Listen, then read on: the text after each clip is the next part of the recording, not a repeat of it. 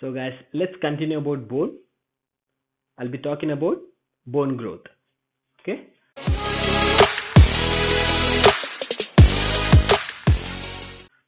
Bone growth.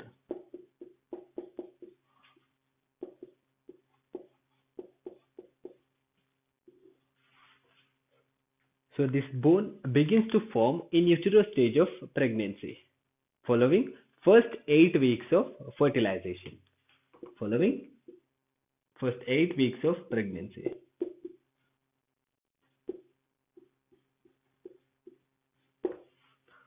So the skeleton which is formed during this phase is called as embryonic skeleton.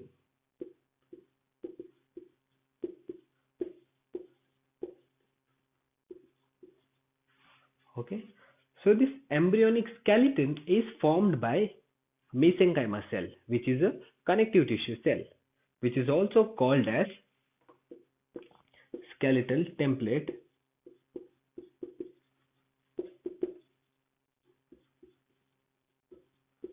or primitive skeleton.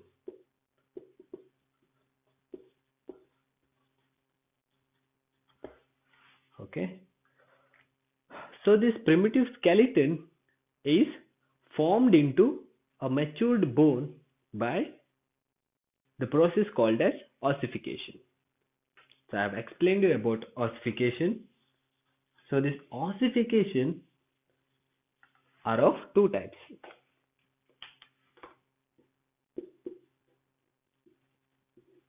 One is intramembranous ossification.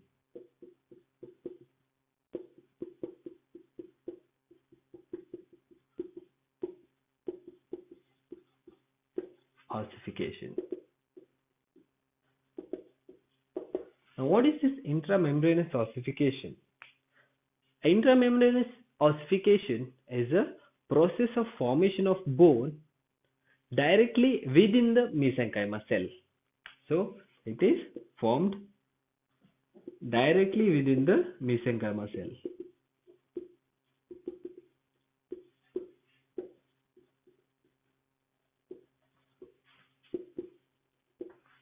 Okay. So, the second one is endochondral ossification.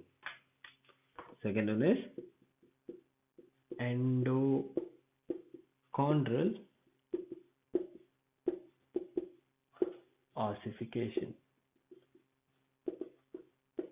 So now, what is endochondral ossification? Endochondral ossification is a process of formation of bone within the cartilage which is developed by a mesenchyma. Within the cartilage which is developed by mesenchyma.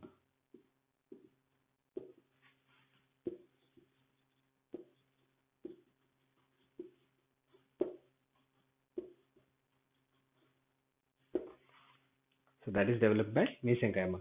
So the difference is that in intramembranous ossification, mesenchyma cells develop into a bone, whereas in endochondral ossification, mesenchyma cells are developed into a cartilaginous structure, and that cartilaginous structure is developed into a bone. So that is about ossification. Okay. So there are two types of ossification center: primary ossification center and secondary ossification center. This primary ossification center are located in the center of cartilage.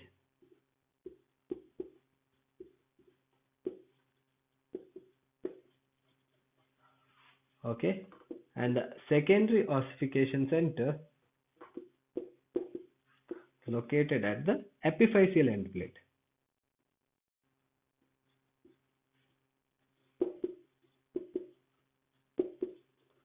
Epiphyseal end plate. You can see these structures here. Yeah. So these ossification centers are required for mineralization. Long bone, short bone, and irregular bones are formed by an initial model of hyaline cartilage. So these long bone, short bone, and irregular bones are formed by endochondral ossification. See, most of the bones are formed by endochondral ossification, whereas few of them through intramembranous ossification. Clear? Yeah. So guys, epiphyseal growth plate is responsible for the bone growth. So this epiphysis and metaphysis has growth zones. Epiphysis has 4 growth zones, whereas metaphysis has 1. Epiphysis has epiphysis. Okay. It has hyaline cartilage. It has hyaline cartilage along with its growth zones. They are, first growth zone is resting or quiescent zone. Resting or quiescent zone. Second one is growth proliferation zone.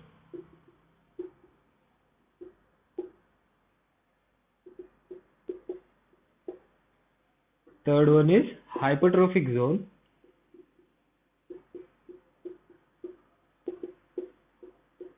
And the last one, the fourth one, is zone of calcification. Calcification. So these are the zones of epiphysis.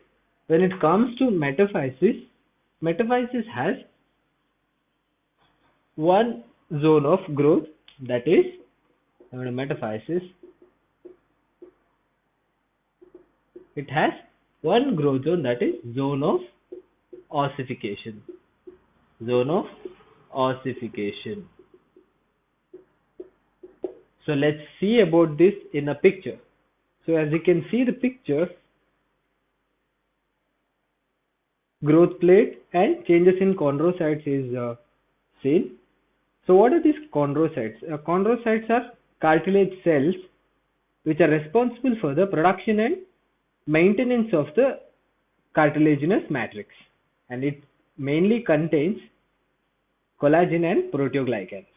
Okay, so they are chondrocytes. Now you can see the first zone, which is a resting or quiescent zone. What you can see is that resting and quiescent zone is composed of small scattered chondrocytes.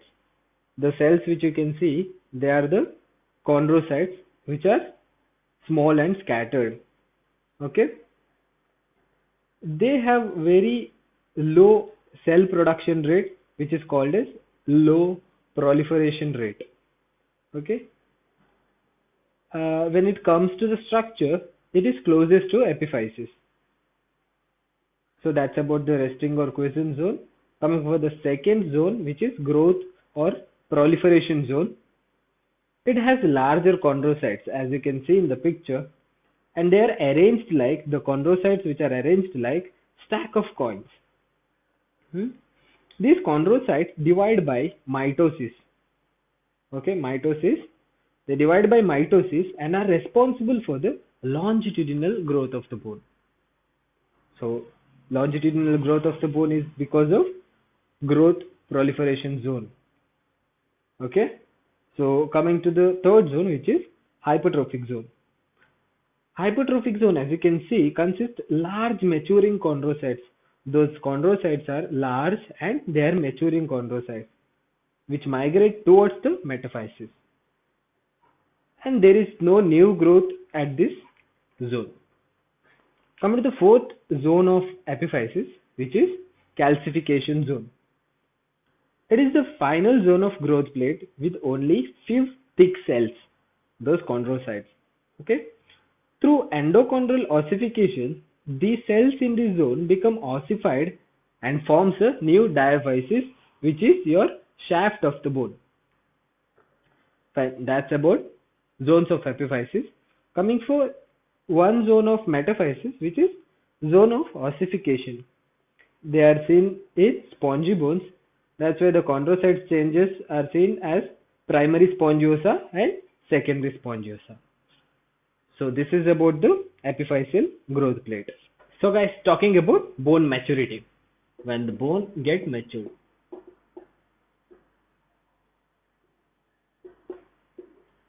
Bone maturity tend to occur between the age of 20 to 25 in general. Okay, under certain factors like gender, geographical area,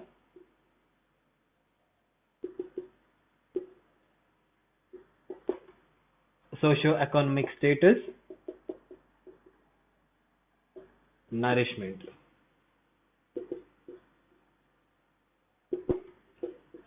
Okay. So now one question might come like why males are taller than females in general?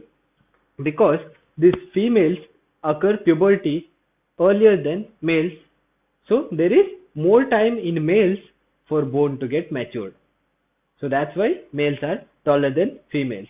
Females occur puberty at the age of 12 to 13, whereas males at the age of 14 to 15.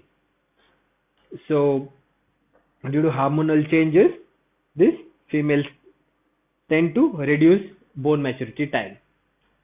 So the main hormone which is responsible for epiphyseal growth is somatotropin. Somatotropin. So that's about bone maturity. So guys, talking about bone remodeling. Bone remodeling.